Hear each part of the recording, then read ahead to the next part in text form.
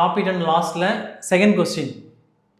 ஒரு எண்ணானது 25% அதிகரிக்கப்பட்டு பிறகு 20% குறைக்கப்படுகிறது எனில் அந்த எண்ணில் ஏற்பட்ட சதவீத மாற்றத்தை காண்க.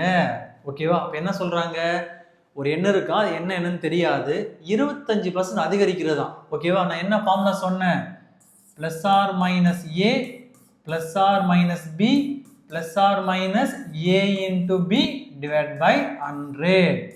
கரெக்டா? ஸோ எங்கெல்லாம் அதிகரிக்கிறதோ அங்கே என்ன பண்ணணும், ப்ளஸ் எடுக்கணும். எங்கெல்லாம் குறைகிறது இல்லை தள்ளுபடின்னு வருதோ அங்கெல்லாம் மைனஸ் எடுக்கணும். ஓகேவா? அப்போ ஏவோட வேல்யூ 25, பியோட வேல்யூ 20ன்னு அர்த்தம். அப்போ என்ன ஃபார்முலா, பிளஸ் ஆர் மைனஸ் ஏன்னா அப்போ அதிகரிக்கிறது, அப்போ என்ன எடுக்கணும், பிளஸ் 25.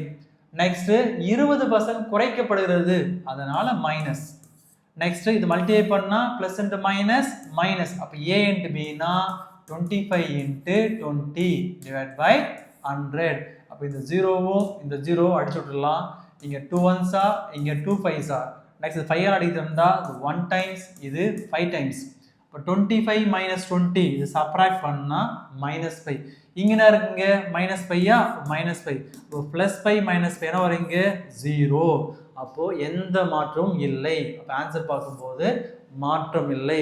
இந்த ஒரு ஃபார்முலா தெரிஞ்சா போதும், இந்த மாதிரி எந்த சம் வந்தாலும் அழகா சால்வ் பண்ணிடலாம்.